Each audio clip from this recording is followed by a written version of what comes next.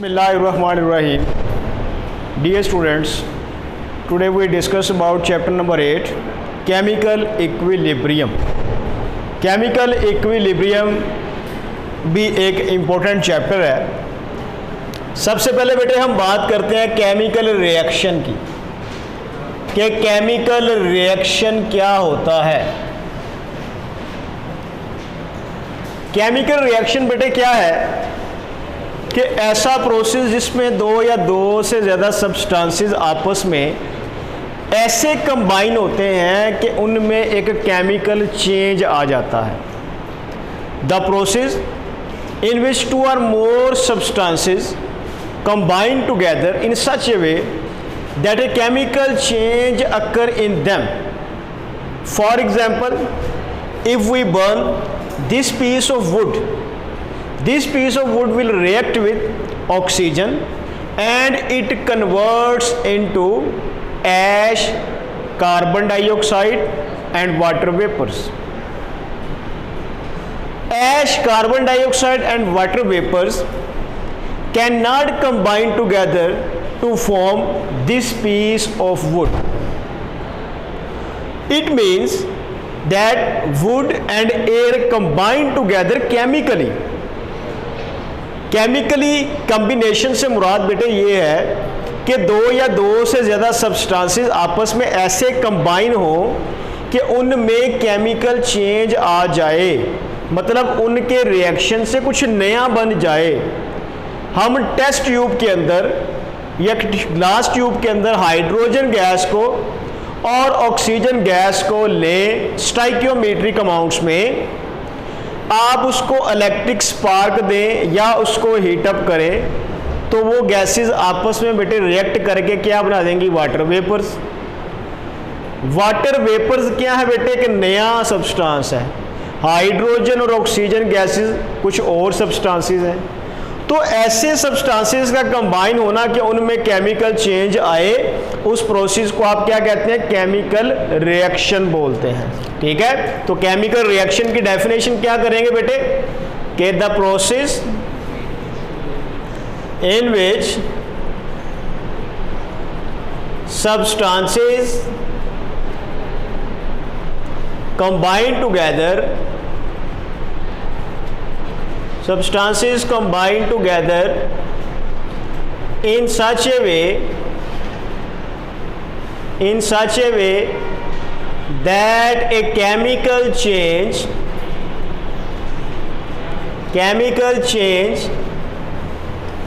occur in them is called as chemical reaction. याद रहेगा बेटे।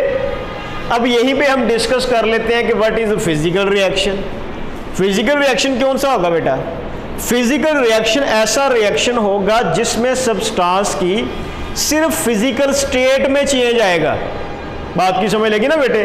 फॉर एग्जांपल हमारे पास वाटर है, अगर आप उस वाटर को बेटे गर्म करना शुरू कर दें तो वो वाटर किस में कन्वर्ट हो जाएगा, वेपर्स में कन्वर्ट हो जाएगा। बात की समझ लगी ना बेटे। तो वेपर्स भी वाटर ही है, सिर्फ क्या हुआ है, स्टेट चेंज हुई है। या उस वाटर को आप क्या करें बेटे, ठंडा करें तो वो क्या बन जाएगा, आइस, सॉलिड आइस बन जाएगी। तो आइस भी वाटर ही है। तो ऐसे रिएक्शंस जिसमें सब्सटेंस चेंज ना हो, सिर्फ उसकी बेटे क्या चेंज हो, फिजिकल स्टेट चेंज हो, ऐसे रिएक्शंस को आप क्या बोलते हैं, फिजिकल रिएक्शंस। लेकिन अगर सब्सटेंस ही बदल जाए तो वो क्या होगा, केमिकल रिएक्शन। केमिकल रिएक्शन में जो चीज़ें आपस में रिएक्ट करती हैं आप उन्हें बेटे क्या बोलते हैं, रिएक्टेंट्स। क्या बोलते हैं, और रिएक्टेंट्स के रिएक्शन के नतीजे में जो नई चीज़ बनती है आप उसे क्या बोलते हैं, प्रोडक्ट्स। ये चीज़ें आपने बेटे पढ़ी हुई हैं। ओके हो गया। अब केमिकल रिएक्शन की दो टाइप्स हैं, एक होते हैं इरिवर्सिबल रिएक्शंस और एक होते हैं रिवर्सिबल रिएक्शंस। तो पहले हम डिस्कस करते हैं बेटा जी इरिवर्सिबल रिएक्शंस को, कि इरिवर्सिबल रिएक्शंस कौन से होते हैं।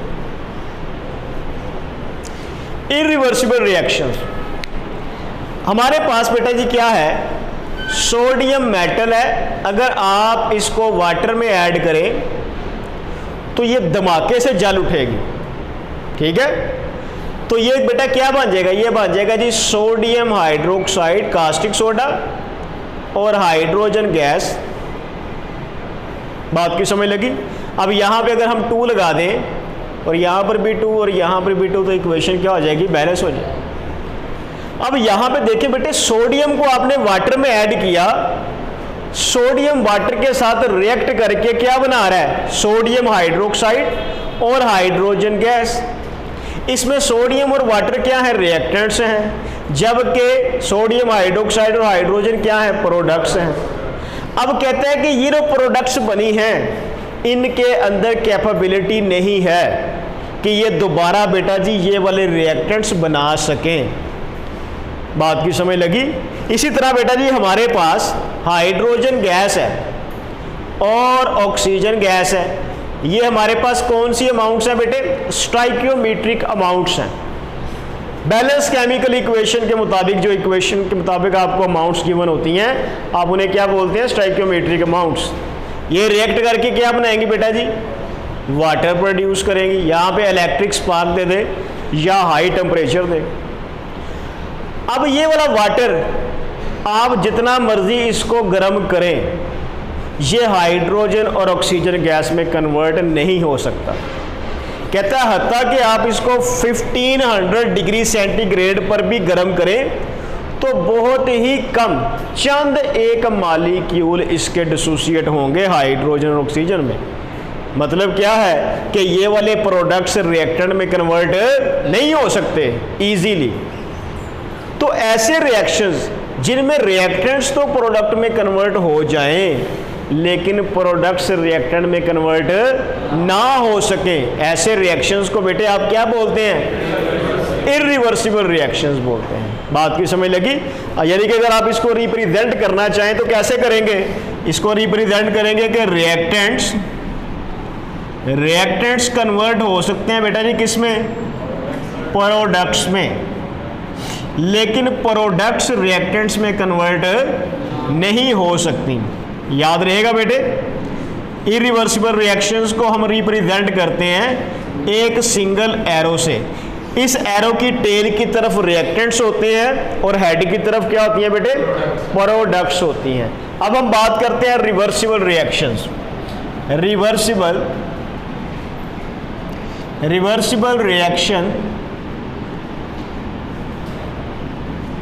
रिएक्शंस कौन से होते हैं। हमारे पास एक क्लोज्ड कंटेनर के अंदर नाइट्रोजन गैस है और हाइड्रोजन गैस है। ये आपस में रिएक्ट करके बेटे क्या बनाती हैं, अमोनिया। आयरन की मौजूदगी में और हीट है यहाँ पे, सही है। इस इक्वेशन को अगर हम बैलेंस कर लें तो ये इक्वेशन बन जाएगी। कहता है जिस कंटेनर के अंदर आपने नाइट्रोजन और हाइड्रोजन गैस को लेके हीटअप किया कैटालिस्ट की प्रेजेंस में, थोड़ी देर बाद आप देखते हैं कि उस कंटेनर के अंदर अमोनिया भी है, उस कंटेनर के अंदर हाइड्रोजन भी है, उस कंटेनर के अंदर नाइट्रोजन भी है। बात की समझ लगी। इसका मतलब ये है कि इस रिएक्शन में रिएक्टेंट्स किस में कन्वर्ट हो रहे हैं, प्रोडक्ट्स में, और प्रोडक्ट्स किस में कन्वर्ट हो रही हैं, रिएक्टेंट्स में। तो ऐसे रिएक्शंस जिनमें रिएक्टेंट्स प्रोडक्ट्स में और प्रोडक्ट्स रिएक्टेंट्स में क्या हो सकते हैं, कन्वर्ट हो सकते हैं। ऐसे रिएक्शंस को आप क्या बोलेंगे बेटे, रिवर्सिबल रिएक्शंस बोलते हैं। बात की समझ लगी। अब रिएक्शन का वो वाला हिस्सा जिसमें बेटा जी क्या होता है, रिएक्टेंट्स किस में कन्वर्ट होते हैं बेटे, प्रोडक्ट्स में। आप वो वाले रिएक्शन को क्या बोलते हैं, फॉरवर्ड रिएक्शन। क्या बोलते हैं, फॉरवर्ड रिएक्शन। एफ मैंने लिख दिया है। और वो वाला बेटे रिएक्शन जिसमें प्रोडक्ट दोबारा रिएक्टेंट में कन्वर्ट होते हैं उसे क्या बोलते हैं, रिवर्स रिएक्शन। याद रहेगा। और बेटा जी याद रखिएगा कि रिवर्सिबल रिएक्शंस को हम रिप्रेजेंट करते हैं किससे बेटे, डबल एरो से। डबल एरो रिप्रेजेंट कर रहा है कि रिएक्शन फॉरवर्ड भी हो रहा है और रिवर्स भी हो रहा है। बात की समझ लगी। रिवर्सिबल रिएक्शंस जो हैं इनकी एक बहुत ही फंडामेंटल प्रॉपर्टी है, उसे हम कहते हैं स्टेट ऑफ इक्विलिब्रियम। उसे क्या बोलते हैं? State of equilibrium. तो आपसे ये शॉर्ट क्वेश्चन बेटे पूछा जा सकता है कि स्टेट ऑफ केमिकल इक्विलिब्रियम क्या चीज है? स्टेट ऑफ केमिकल इक्विलिब्रियम बेटे स्टेट क्या है? हालत। कहते हैं कि जब एक क्लोज कंटेनर के अंदर रिवर्सिबल रिएक्शन स्टार्ट होता है तो थोड़ी ही देर बाद क्या होता है, रिएक्टेंट्स प्रोडक्ट्स में और प्रोडक्ट्स रिएक्टेंट में कन्वर्ट होना शुरू हो जाते हैं और रिएक्शन हमें रुका हुआ दिखाई देता है।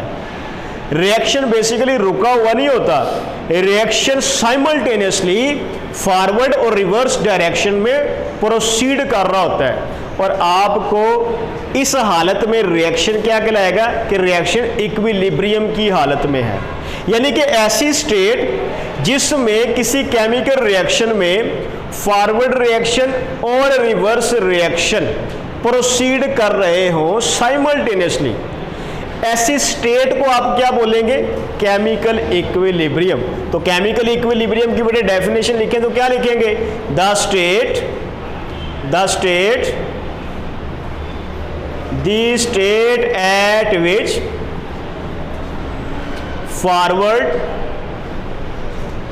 and reverse reaction occur simultaneously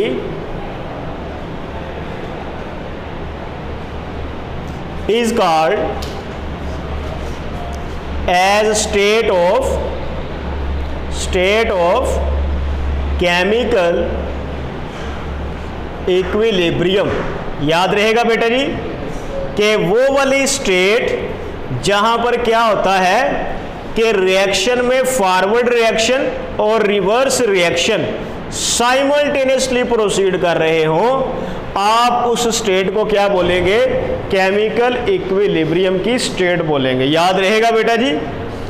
chemical equilibrium को समझने के लिए हम इसको ग्राफ की मदद से एक्सप्लेन करते हैं। Graphical explanation, graphical explanation, explanation.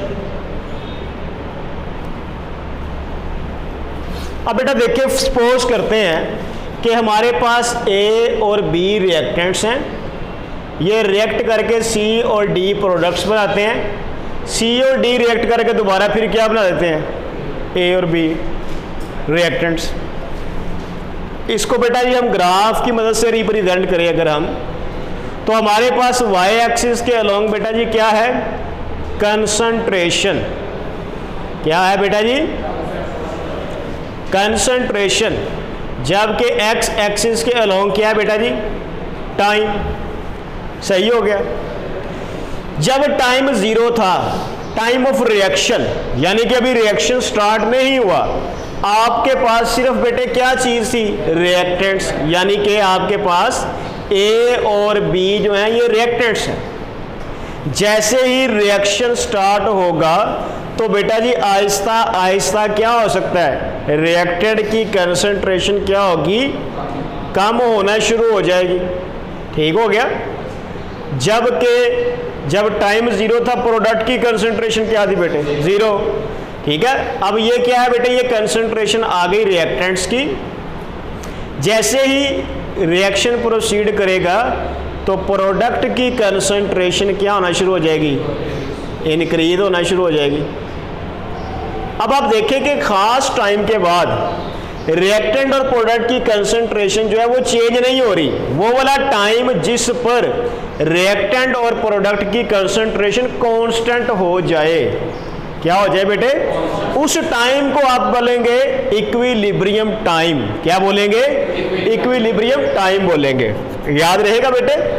तो आपने बताना है कि as reaction proceeds the concentration of reactant continually decreases, whereas the concentration of product continually increases.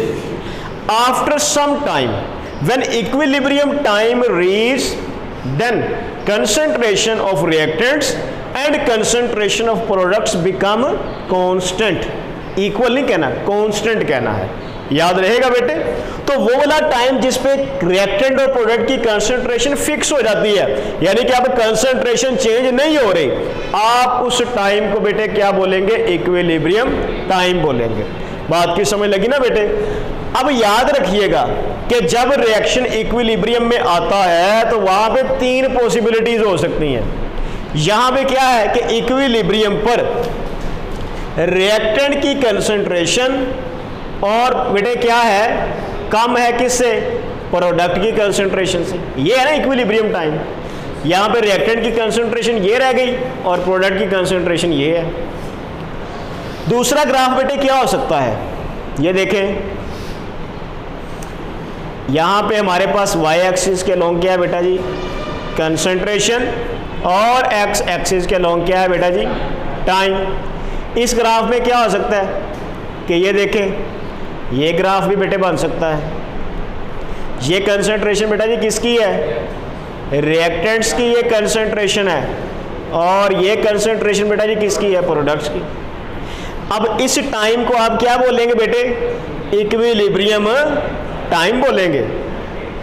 इस ग्राफ में क्या है, इक्विलिब्रियम टाइम पर रिएक्टेंट की कंसंट्रेशन बेटा जी ज्यादा है किससे, प्रोडक्ट की। ये पॉसिबिलिटी भी हो सकती है।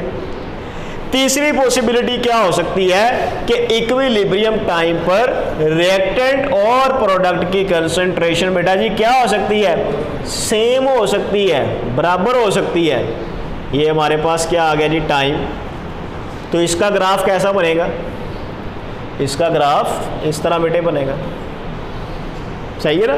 ये वाली कर्व किसकी है बेटे, रिएक्टेंट्स की, ये वाली प्रोडक्ट की। लेकिन ये वाला टाइम बेटे क्या है, ये इक्विलिब्रियम टाइम है।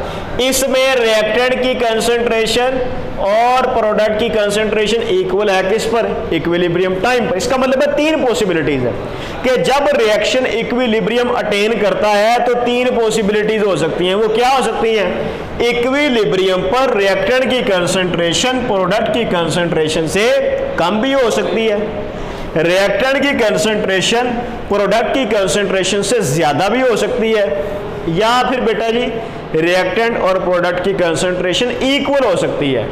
इसलिए बेटे मैंने वर्ड यूज किया है कि the time eight which concentration of reactant and products become constant, उस टाइम को बेटे आप क्या बोलेंगे, इक्विलिब्रियम टाइम बोलेंगे। बात की समझ लगी ना बेटे। इस वजह से अब देखें, अगर आपसे कहा जाता है कि जी ये वाला रिलेशनशिप है, इक्विलिब्रियम पर रिएक्टेंट की कंसंट्रेशन प्रोडक्ट से ज्यादा है, तो फिर बताओ इन तीनों में से कौन सा ग्राफ बनेगा। अगर रिएक्टेंट की कंसंट्रेशन प्रोडक्ट से ज्यादा हो तो फिर ग्राफ कौन सा बनेगा, ये वाला या ये वाला, सेकंड वाला। और अगर इक्वल हो इक्विलिब्रियम पर फिर ये वाला। और बात की समझ लगी। अच्छा अब बेटा देखें, कहता है कि पॉसिबिलिटीज क्या है, जब कोई रिएक्शन इक्विलिब्रियम अटेन करता है तो उसकी दो सूरतें हो सकती हैं। वो क्या सूरतें हो सकती हैं, कहता है सुजेशंस या फिर बेटा जी possibilities of reaction at equilibrium. जब रिएक्शन इक्विलिब्रियम अटेन करेगा तो क्या पॉसिबिलिटीज हो सकती हैं। कहता है पहली पॉसिबिलिटी ये हो सकती है रिएक्शन स्टॉप हो गया। अगर रिएक्शन इक्विलिब्रियम पर स्टॉप हो जाए तो फिर बेटा जी वो रिएक्शन क्या होगा, वो स्टैटिक इक्विलिब्रियम में होगा। वो क्या होगा, स्टैटिक इक्विलिब्रियम में होगा। मतलब क्या है कि रिएक्शन जब इक्विलिब्रियम अटेन करता है तो वो कहां पे हो सकता है बेटे, वो स्टैटिक इक्विलिब्रियम की हालत में हो सकता है। या फिर बेटे दूसरी पॉसिबिलिटी क्या है कि रिएक्शन इक्विलिब्रियम की हालत में फॉरवर्ड डायरेक्शन में और रिवर्स डायरेक्शन में साइमल्टेनियसली प्रोसीड कर रहा हो, तो ऐसा रिएक्शन बेटे क्या होगा, डायनामिक इक्विलिब्रियम में होगा। किस में होगा बेटे, डायनामिक इक्विलिब्रियम में होगा। कहता है कि जब कोई रिएक्शन इक्विलिब्रियम की स्टेट गेन करता है तो वहां पे दो पॉसिबिलिटीज हो सकती हैं। पहली पॉसिबिलिटी क्या है बेटे कि रिएक्शन स्टॉप हो गया, बात की समझ लगी। और दूसरी पॉसिबिलिटी क्या है, रिएक्शन स्टॉप नहीं हुआ बल्कि वो साइमल्टेनियसली फॉरवर्ड और रिवर्स डायरेक्शन में प्रोसीड कर रहा है, बात की समझ लगी। अगर रिएक्शन स्टॉप हो जाए तो वो किस इक्विलिब्रियम में होगा, स्टैटिक इक्विलिब्रियम में होगा। और अगर रिएक्शन बेटे साइमल्टेनियसली फॉरवर्ड और रिवर्स डायरेक्शन में प्रोसीड करे तो वो डायनामिक इक्विलिब्रियम में होगा, बात की समझ लगी। अब कहा जाता है जो केमिस्ट हैं उन्होंने यूनिवर्सली एक्सेप्ट कर लिया है कि रिएक्शन जो है जब इक्विलिब्रियम अटेन करता है तो वो किस हालत में होता है, यानी कि यूनिवर्सली एक्सेप्टेड स्टेट वो बेटे क्या है, डायनामिक इक्विलिब्रियम। कि जब भी कोई रिएक्शन इक्विलिब्रियम की स्टेट गेन करेगा वो स्टैटिक नहीं होगा, वो क्या होगा, वो डायनामिक नेचर का होगा, बात की समझ लगी। आज का लेक्चर बेटे सारे का सारा ऑब्जेक्टिव टाइप है, जिसमें पहला शॉर्ट क्वेश्चन आपसे पूछा जाएगा कि differentiate reversible and irreversible reactions. कर लेंगे डिफरेंस, डेफिनेशन, एग्जांपल्स, रिप्रेजेंटेशन, ये सारी बात है। दूसरा short question, what is state of chemical equilibrium, कर लेंगे डेफिनेशन। तीसरा बेटे, draw different types of graphs for chemical equilibrium, तो आपने ये ग्राफ ड्रॉ करने हैं, साथ आपने ये सिचुएशंस बतानी है। फिर चौथा शॉर्ट क्वेश्चन बेटे क्या बताना है कि what were conditions or possibilities that occur at chemical equilibrium. जब कोई रिएक्शन इक्विलिब्रियम अटेन करता है तो क्या पॉसिबिलिटीज हो सकती हैं, आप क्या बताएंगे, रिएक्शन में बी स्टैटिक, ठीक है ना।